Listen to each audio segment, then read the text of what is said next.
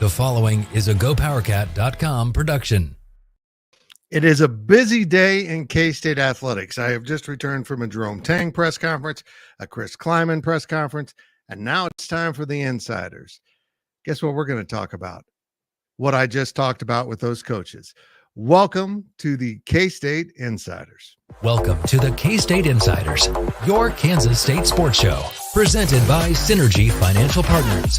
Now let's go to the rolling Flint Hills, home of the Cats and Dogs studio. Here's your host, Tim Fitzgerald.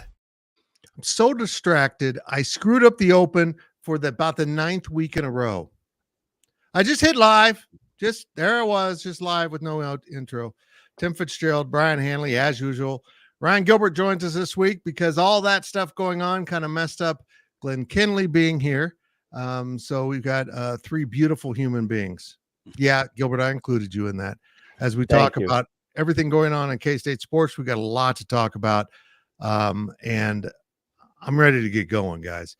I'm really disturbed by basketball. We'll start there since that's what I put on the front page. Ryan Gilbert, let's dive in, man. They look like they were ready to make that run that they've needed. They got the 2 at home that they had to have. Then they went to Cincinnati in a very winnable game. Kind of turned out to be not at all what the ideal situation would be. Cincinnati played well. K-State didn't defend well. Tyler Perry went off, almost saved the day. But at the end of the day, Cincinnati was better over the course of the game, and the Bearcats got the win. And now K-State's in a really precarious position if it wants to get to the NCAA tournament. And as I said on the daily delivery today, they've even kind of put themselves in a bad position for the NIT if they continue to lose games.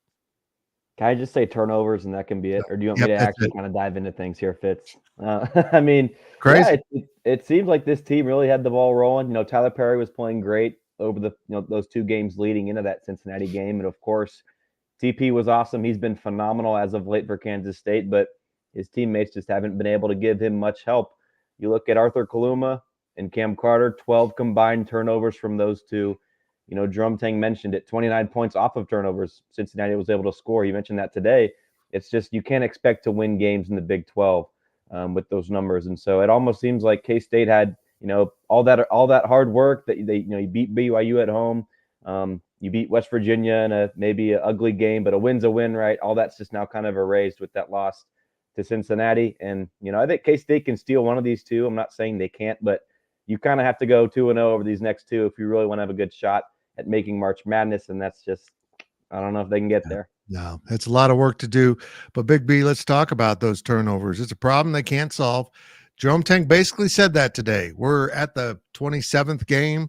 Yeah. We're almost done with the regular season. We haven't fixed it yet because he doesn't think it can be fixed in season. So the focus around there is to try to, of course, cut down the turnovers as much as possible. He was disappointed with the turnovers, but it was the live turnovers that ate K-State up. 29-6 points off turnovers. You lose by 2, but you get outscored by 23 points in turnovers. Oh, brother. Here's the thing, Fitz, and we've talked all year about K-State not having a true point guard, and that is clearly a problem. However, Gills, you mentioned it. When your 2 wings or your perceived 2 wings have 12 combined turnovers, that's not a point guard's fault. That's just guys not being able to handle the basketball and just turning it over, making bad decisions.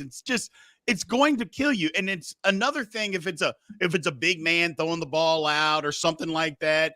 But these are guys that you're counting on to score you points, and they can't have that many turnovers. And they did again, and that's what got them beat. Period. End of story. We can say all the other things that we want. When you're turning the ball over like that, that's what's going to get you beat. That's what got them beat. I don't know. Again, I'm glad Coach came out and said today that was the reason we can't change it, because we've been saying it for weeks on here, is that it is what it is. You're not going to be able to change it, man. It's just you're going to have to figure out a way around it. They didn't take our advice either, Gills, because we said, hey, run up and down the court, try to score as many points as you can because you're still going to turn the ball over. Well, they're still not doing that, and they're still turning it over. So it's just, I don't know at this point, guys. I really don't. Well, that's sort of the argument for giving Day Ames more freedom or getting R.J. Jones onto the court, right? Those, if they're freshmen and you think they're going to turn it over, well, what are your experienced guys doing, right?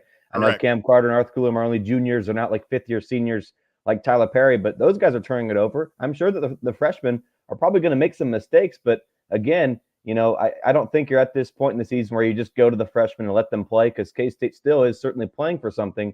But, R.J. Jones didn't play a single minute in that game against Cincinnati. Michaela Bridge was only on the court for the special teams play that Jerome Tang mentioned in the final seconds, right? Dorian Finister only had a few possessions, right? So, I mean, when those guys, Fitz, you've hammered this many times, right? The fundamentals are just so poor. And seems like K-State was gifted last year with Keontae Johnson and Marquise Noel. And I could be wrong here, but it seems like this staff, Jerome Tang, they kind of just thought, okay, everybody's going to be this polished. Everybody's going to be this good when they get here to Manhattan. And with some of these guys, it's just not the case. Well, we have been difficult on the turnovers, and we've been difficult on Tyler Perry because he just hasn't at all been the type of player we thought we'd see at K-State. And there's been, extenuating circumstances. Having to be a point guard when you've never done it before, that's a pretty big thing to put on your plate. Hey, by the way, Brien, you're a really good offensive lineman. You're going to play quarterback today. Okay. It doesn't always translate. I'm sure you do fine, Brien. I'm sure you would be good. But Tyler's had to learn a lot. But to his credit, and Coach Stang talked about this too, maybe it's the sense of urgency we see from him at the end of games when he becomes so good. Now he's kind of got that urgency in the entire games. He's shooting 61.5% from three over the last 3 games, 16 of 26. He's cut down on turnovers, although he had a really bad late one against Cincinnati. Tyler Perry has been really good, and it's really nice to see this young man flourish. But I know he'd trade some of those buckets for that win in Cincinnati because the hopes of getting to the tournament are fading fast. Yeah, look, I think we can it's safe to say you either win these 2 games or you're not making it. If you lose one of these 2 games, then I don't care what they outside of winning the Big 12 tournament, the selection committee isn't going to reward you. And we've seen that in the past. They don't reward teams for making it far. They're not going to reward K-State for winning 2 games in the Big 12 tournament or 3. They're not going to do that. They're going to say, what did you do throughout the season? They're going to look at that, and then they're going to turn around and say, okay, this is where you finished. Sorry. Yeah, maybe you won a couple of games where maybe teams are already in the tournament, not really thinking that much about it, because that's their logic. They'll absolutely use that logic. And that's not a K-State thing either. They've done that with other teams and other conferences in the past. So I know K-State fans will be upset by that, but I'm just telling you that this is the path that the committee uses. So you either win these 2 games or you're not making it. It's just that simple. Gills, that loss was a double whammy for K-State. And what I mean by that is they not only took the loss when they needed mathematically to have the victory, but now Cincinnati is 1 game behind them in the standings and owning the tiebreaker. So if you don't win a game in these last 2, Cincinnati closes, I believe, with West Virginia at home in Cincinnati. Probably going to win that. I'm not going to write off the Mountaineers, but they probably will. So if those 2 teams end up tied, guess what? K-State plays on the first day. They're in the bottom 4. And just last week, it looked like K-State was headed to the middle of the pack if they could just continue to play well, but they just can't get over their flaws. Yeah, and what Big B mentioned about playing in Kansas City, regardless of how many games you win there, this is especially true. If K-State's playing on the first day, a win over West Virginia or Cincinnati or UCF, Oklahoma State, that's going to mean absolutely nothing for your resume. Now, if you're playing on the second day, you beat, BYU and then TCU, maybe there's an argument to be made there against you, Big B. But yeah, Fitz, if you're playing on that first day, obviously your resume is going to be a lot worse than it would be, but also your resume is not going to get any better in Kansas City. And so it's, it is crazy how much things can change with just a loss. Kansas State was a possession away, really, guys. They were 1 possession away from being on a 3-game winning streak. They would have been 8-8 in Big 12 play, right? They would have been at 500, and there's a fine line, right? 19 turnovers. There's so many plays, and sometimes guys just go out and make plays at the end of games. Cincinnati, Luke Coach, I can't remember that guy's name, the guy that hit the 3-pointer, right?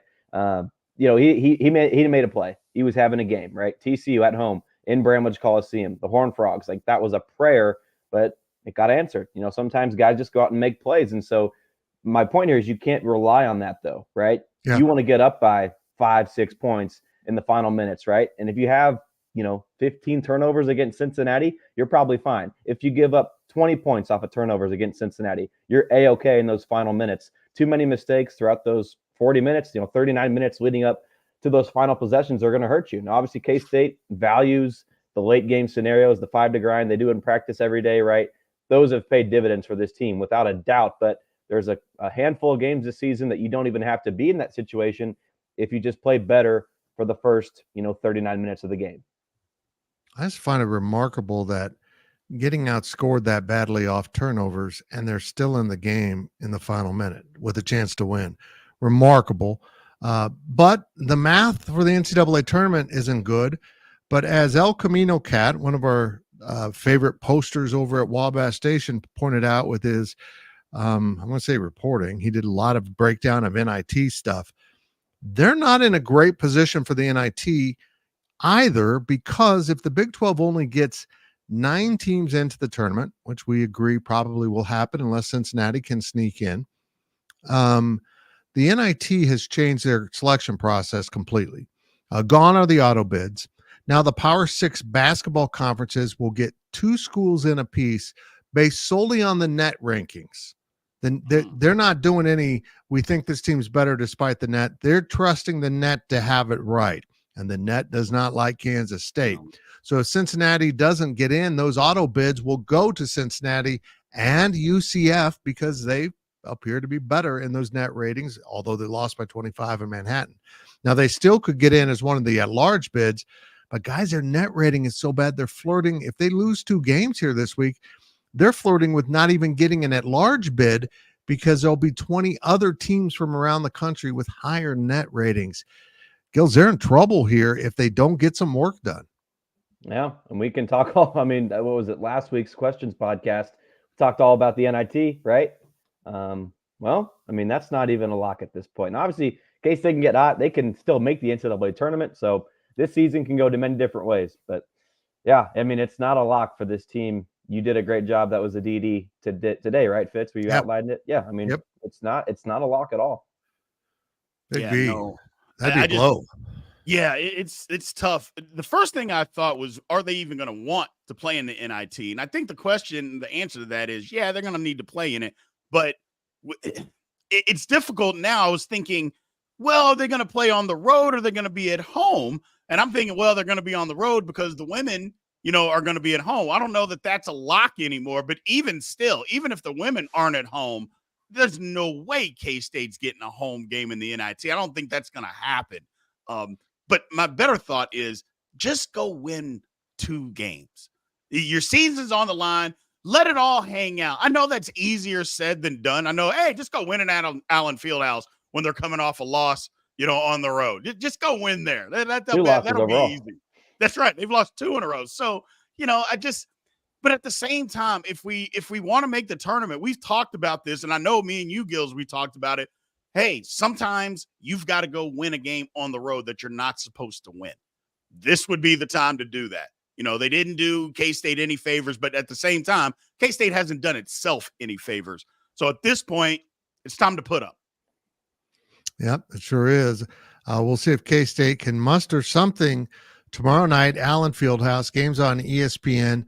Always incredibly challenging. But BYU just showed it can be done by catching fire at the right moment. And K-State caught fire at Cincinnati, couldn't close the deal.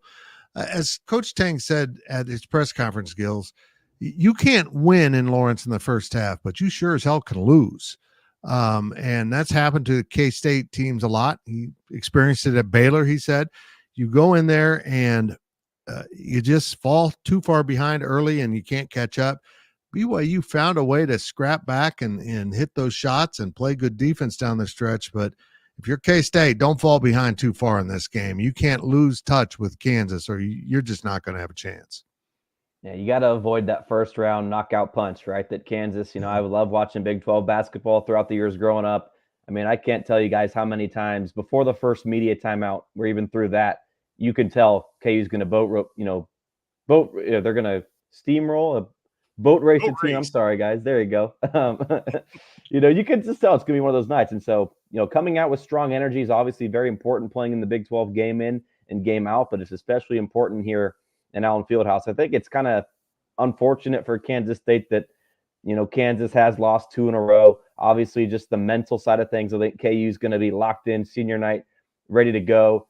But also, I think that I don't know what Mark Pope and Scott Drew were able to do, right? Who knows what the game plan was, but the blueprint might have been figured out, and maybe Baylor took advantage of that. But now Bill Self's the best coach in the country, as Coach Tang said today, right?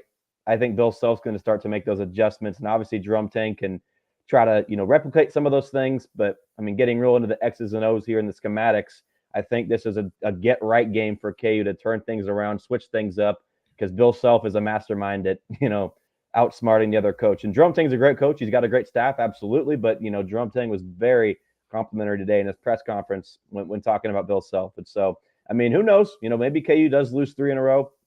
It's happened last year. I think DY was talking about that before that press conference today. I think I forget the teams, but K-State was the first to beat KU, and then they went on and lost the next 2 after that. So it can happen. But KU's hungry, guys. Like, the standard in Lawrence is winning the Big 12, getting a 1 or a 2 seed in March Madness, right? They're not at that level right now. And so that's a team that's hungry. Obviously, K-State's trying to get to the NCAA tournament. KU, for their own reasons, is trying to win this game just as badly to try to improve that resume before Selection Sunday. It will be very interesting to see how K-State competes. I thought his comments on Bill Self were really interesting. And I asked him about, and Big B, as a former basketball player, I want to get your thoughts on this. Bill Self has done something really original and interesting. You'll see coaches do it maybe when they're really not too settled into their lineup. They'll just pull everyone off and put some new players on. But he's gone to a regimented line change where he brings in a group of players all at once to offer some relief to the starters. And his theory on it, I completely agree with. They practice together as a group all the time because the starting 5 in Lawrence is so set in stone now. These guys are on the other side of that, and just let them go play together. I think it's brilliant, but it also offers K-State an opportunity maybe to have a time where they can get a little lead going. As Coach Tang said, it also offers you time to rest your guys because they're not real deep either. Thoughts on the line change theory Bill Self has brought to Allen Fieldhouse? Well, I think it's brilliant as well, Fitz, for the simple fact is KU's not a very deep team. So if you're going to bring these guys in, you got to get all your guys a rest at once so you can get them back in. If guys are going to be playing 32, 34, 36 minutes in a game, okay, fine, I get that. Well, might as well get them all out at once so you can get them all back. Now, some people may think, well, you want to kind of space it out. You still want to have some guys out there, but it's just what Coach Self said and what you said. It's like, if those guys are used to playing with each other, then let them continue to do that and get our guys the rest that they need and then get them back out on the court. So I think it's fascinating. On the K-State side of that, he's right. Although the difference is that you're trying to win a basketball game, so if their guys are out and their starters are out, I think K-State needs to try to take advantage of those situations and keep their guys out there and say, we need to build up something here, if possible, to try to build up a little bit of a lead, take advantage of their starters not being on the court. Because if you take your guys out, well, look, we all love our team and everything, but guys start for a reason and they play most of the minutes for a reason. It's not because they're the less talented of the players on the team. It's because they're the most talented players. So, And that's okay. So I just think K-State needs to try to take advantage of that versus sitting our guys at the same time as they do. I think that would be a mistake. I agree. I totally agree with you. The K-State women win at Tech on Saturday. That advances them to the double bye in the bracket in Kansas City. They won't play until Saturday as they'll sit out a couple rounds. It's a different bracket because of the 14 teams. You got 4 playing on the first day in both the men's and women's brackets. I got to get my math right here. The 11 and 14 play. That's what K-State's staring at. If Cincinnati can catch them in the standings, they'll be the 11. West Virginia would be the 14 likely. But the women are doing the same thing. The difference is they have 2 days off in the middle of their bracket, which I find fascinating because one, BYU, you can't play on Sundays. And they also took Monday off, I suspect, so that if BYU would be in a championship game, they'd have a day of preparation. The women will play their championship game Tuesday. So it's kind of odd. But K-State is in a position to, on the women's side, to make some hay, and they need to do a little more work themselves to make sure they get a bye. A few things to clean up here before we take our first break. Please make sure you're hitting the thumbs up on this podcast to kind of let everyone know it's good stuff. Leave those comments, particularly if you come back and watch later or add to it. Make sure you're leaving some comments for us. Also, you could do us a huge favor. We are going to migrate the Big 12 Insiders over to its own channel. And we have launched that channel already with some unique content. We're doing some shorts over there, but we'll also put up replays of the Big 12 Insiders here for a while. But we need to get to 1K subscribers for sure. Please go subscribe to the Big 12 Insiders page right here on YouTube. And with that said, we'll be back after this message from our partners at Synergy Financial.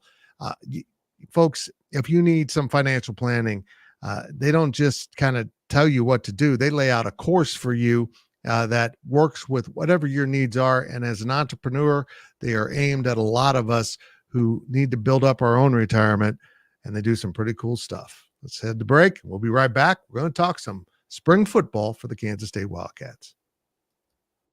At Synergy Financial Partners, the mission is to change the way Americans plan for their financial future. Synergy doesn't just offer you a financial plan. At Synergy, the goal is to help you find your best financial future. Learn more at synergyfinancial.com.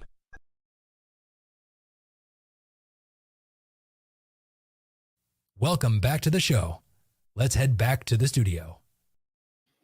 Welcome back to the Big 12 Insiders. Fitz, Big B, and Gills is your lineup today. It's been a busy day. We had a delayed start here because of press conferences with both Jerome Tang and Chris Kleiman. We just wrapped up the Chris Kleiman press conference, who walked in and said, this is a lot like poor coaches nowadays, although this one's not as bad. The pre-bowl press conference when he said, I literally don't know anything about North Carolina State because I've been doing recruiting and transfer portal and all that stuff. He just returned from a coaching conference in Hawaii. I felt really bad. He had to make all that travel and go to Hawaii for a week or 10 days or whatever it was. The suffering of coaches is immense. But he walked in and said, I don't know much about my own team right now because they've been working out with Coach True, and we're going to get a hold of them for 2 days this week. Boy, Brien Hanley, spring football has changed a lot since your days.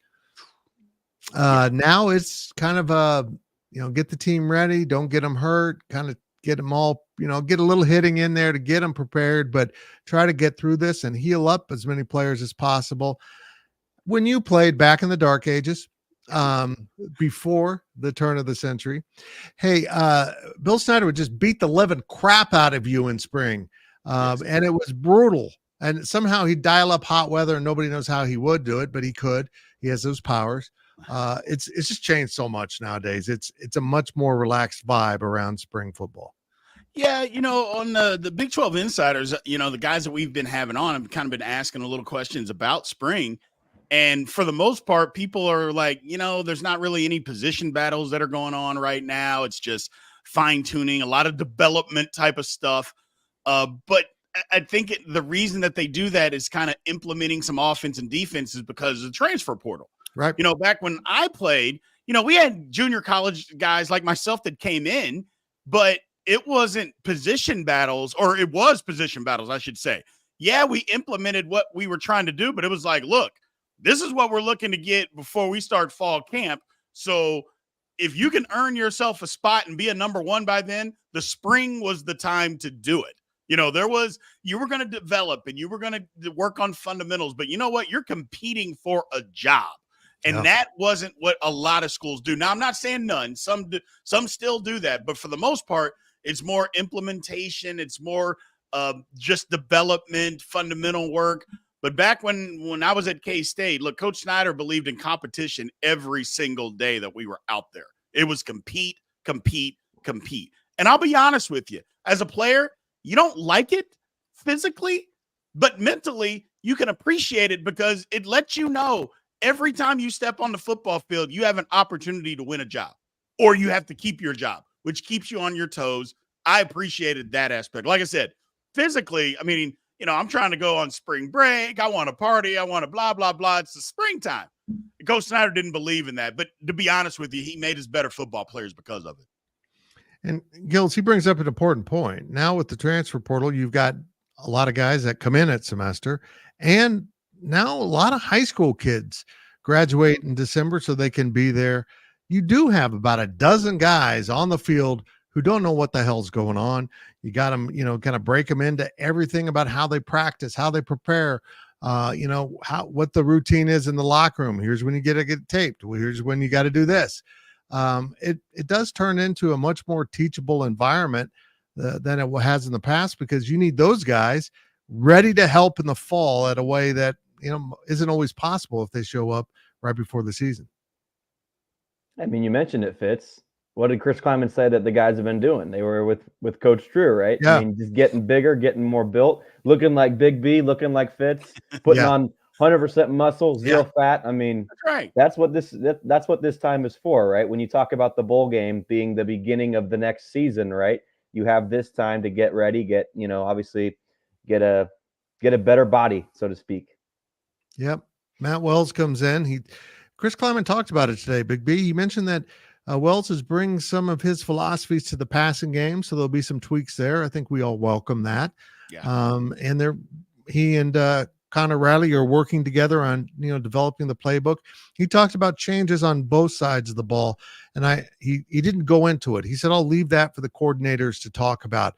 But what I'm thinking it is yes, altered things in the passing game, so that maybe it fits Avery better and maybe puts him in a better position, or the receivers in a better position to succeed.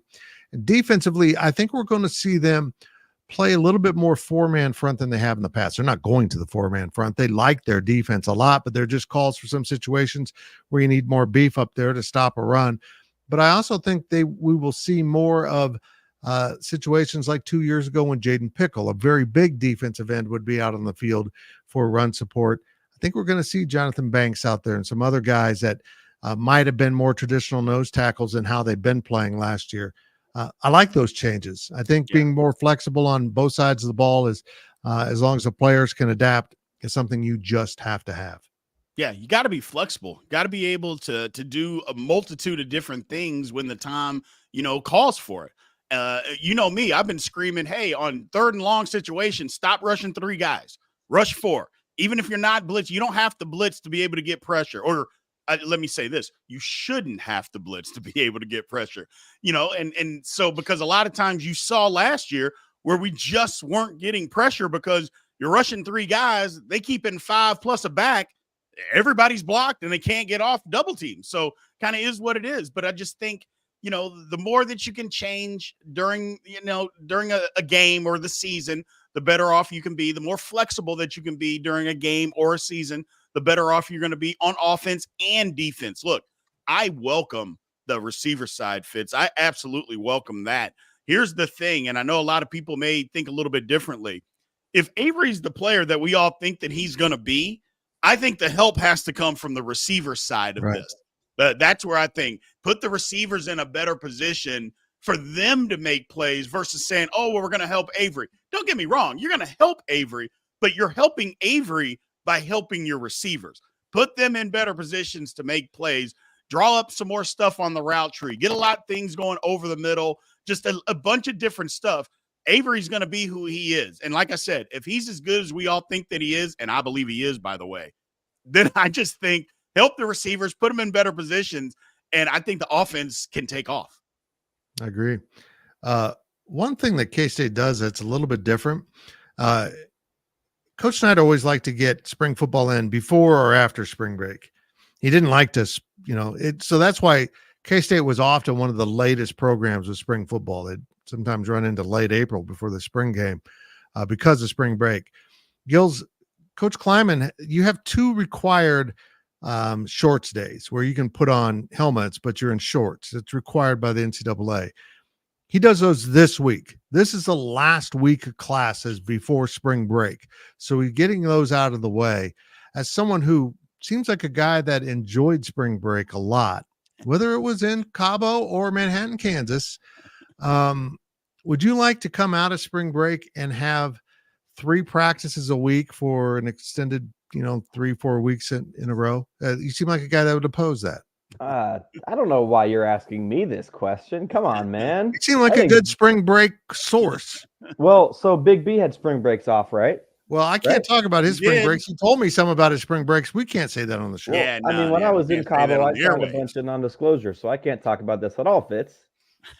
I mean, one thing, in all seriousness, back to Big B, talking about the wide receivers. I know Wally tweeted out something about this just about an hour ago after the press conference, just simplifying things with those wide receivers. And so I think that's something that, as Mike Tomlin loves to say, when you got red paint, you paint the barn red, right? That can be obviously true for the schematics and what you have, the players you have available, but also just, a player's strength, right? Cater to their strengths. Obviously, every player on any sport's going to have some weaknesses, right? You want to do your best to minimize those. And so with the wide receivers, no matter who it be, Keegan Johnson, whatever his strength may be, Jace Brown, get them, doing what they do best. Like last year, if it was Phillip Brooks or RJ Garcia, you want to get them, running as fast as they can and try to make your quarterback's lives, easier. Obviously, you've got different players now, but obviously Avery Johnson's a heck of a quarterback. You guys mentioned it, but if he doesn't have help around him, it's like, what we're seeing maybe with Tyler Perry on the basketball court just a little bit, right? If you have everybody trying to just hone in on one single guy, then it's going to be much easier if you can have somebody else step up and help you out. But if not, it's going to be really challenging, right? So Avery Johnson's a great player, but he's only going to go as offensive line. The entire offense is included here, but Big B, like you mentioned, the wide receivers, get some things going. Draw some things up. You got a new coordinator. Be flashy. Be edgy with this stuff. Big B, I think you have to. I love that. Sorry, Fitz. Go ahead. Go ahead. No, I just think you have to, Gills. I think you got to be flashy. I think you gotta do some things outside the box. You have this wonderful toy per se, then exploit it. It's okay. It's like the guy that's got the Lamborghini but keeps it in the garage. Well, why would you do that all the time? You got to get out there, get on the highway, and drive that thing a little bit. And that's what we got. And look, I am all in on Avery Johnson. I know there's people out there that are skeptical or saying, well, he didn't throw the ball this year. That's because they didn't allow it. It's not because he wasn't able to do it. Now, do we need to see it? Yeah. Do we need to see it more consistent? Yes, I agree with all of that. But that doesn't mean he's not capable. Look, you're not going to the Elite 11 and winning that if you can't throw the football. That wasn't just a quarterback running competition. That's not what that was about, or who the fastest guy was. That was who was playing the best quarterback. He won. So, like I said, I like Avery Johnson. I just think get this offense into – I shouldn't say it's not up to date, but we've got to do some more things that we haven't seen the last few years, just throwing the ball deep down the field consistently throwing it down the field, throwing dig routes, throwing comeback routes, all these things. We just got to open it up, because if we're going to try to run the football, which I still think we're going to be a team that wants to run the football, teams are going to know that, and they're going to say, we're going to take this quarterback run away. The only way to open up this quarterback run, got to throw the ball down the field, man. You just do. You got to back those safeties up. Yep, yeah. I agree. And I hope that none of this comes as a disrespect to Colin Klein, right? Like, there's different ways you can win football, right? 1st and 10, 2nd and 7, 3rd and 3. That was kind of, back when he was playing Colin Klein, that's what he did, right? But now there's different ways to win games. So I hope that none of this comes as like a disrespect to Klein. No. Yeah. Not at all. Not at all. When you have a run threat like Avery Johnson, even if you're going to try to limit when to do that, it's like having a stick of dynamite out there for every play, and the defense has to worry about that explosion. Yeah. I saw Lincoln Riley do something with Caleb Williams. I can't remember the exact way they got into it, but I think it was a bubble screen out to the left that actually was just a decoy. They then went into option to the left, and that guy catching the bubble screen as everyone else continued to block just bled up field. So now it's not just an option to run or pitch. You've got a receiver going up the sideline that probably just got forgotten about. And it worked every time they ran it. And why? Because they had to respect Caleb Williams, who's not, pretty good runner, but nothing like Avery. Defenses would be in a real situation, Brian. I hope they get creative with how they layer plays so that Avery's run threat isn't taken off the table immediately, by indications of, he's going to stand in the pocket. And as long as we don't let him escape the pocket, we've got him. Right. They need to really work with his run abilities and how they construct plays. Yeah, they have to do all of that. I mean, like I said, if you're wanting him to be the dynamic quarterback that I think he's built to be, then you have to have dynamic play calling. It's just that simple. Don't put him in a box. Make that thing or if you put him in a box, make that be the biggest box that we've ever seen, and put him in that and just put a lot of things in that thing, because being dynamic, you're only as dynamic as your play calling. Let me just say that. You can only be as dynamic as your play calling. And if you're going to call plays that are going to exploit your talents, I think that's the best way we have to do it. Don't, just, we want to do this. And no matter what, because we want to do this, that's what we're going to do. Those are the teams that end up 7-5 every year, is because they don't play to their team's strengths or their quarterback strengths or whatever. I go, that's not what K-State's wanting to be. We want to be a team that competes for the Big 12 championship every single season. And to do that, you have to be willing to do some things that maybe it's outside of other coaches' comfort zones, but you know what? It's the best thing to do for our team. And I think the more we do that, the better off we will be. Gills, do you see my picture doing weird things? See, I thought it was my Wi-Fi that was tricking me. No, but it's real. It's not happening in the studio, just on the screen. What is going on? I will be very fascinated to see the input of Matt Wells on this team and on this play calling. This is beginning to bug me. It's like I'm in a disco. It's bugging me too. Oh no. Well, I always bug you. I'm really intrigued by what's going to happen here with this team and how it's all going to come together. But let's get to something Gills absolutely loves: odds. And K-State and Utah are consistently the top two teams to win the Big 12. When the books are now putting it out, I saw FanDuel has Utah slightly higher than K-State. I think it was DraftKings has K-State higher than Utah. But what's interesting to me is right behind them, the next two are typically Kansas, right there on the next level, and Arizona right there on the next level. And I actually think it might be because Utah and K-State host those teams on their home fields. I think if Kansas was hosting in Lawrence, we might see these odds flipped. And I don't know if Arizona would flip all the way with Utah, but I think it'd be a lot closer. Man, protecting your home field in this new chaos of the new 12 is going to be amazing to watch. Gills, you talk now, and I'm going to figure out my camera. You better fix that. But we talk about defending your home court in Big 12 basketball, how important that is. I think, Fitz, you mentioned it. That might be a reason why these lines are the way they are. You got to defend your home field in football. And so I'm curious, you guys, like maybe Big B, I got to point to you here. It's flipped. Okay, Big B, maybe you can touch on this as Fitz is busy doing that. But I was really confused with Oklahoma State. Where's the disrespect coming from for that team? I don't know. I think they think because of what happened last year that their schedule, and that's how they got into the Big 12 championship game. Other than K-State, they missed Texas. Well, they didn't miss. They did miss Texas. They played OU, and OU was perceived. But if you look, they played all the newbies, Sure. And playing all the newbies, those were all wins, And so when you do that, and then the schedule flips on you, and then we'll see exactly what they're kind of made of. It's kind of the same thing with West Virginia.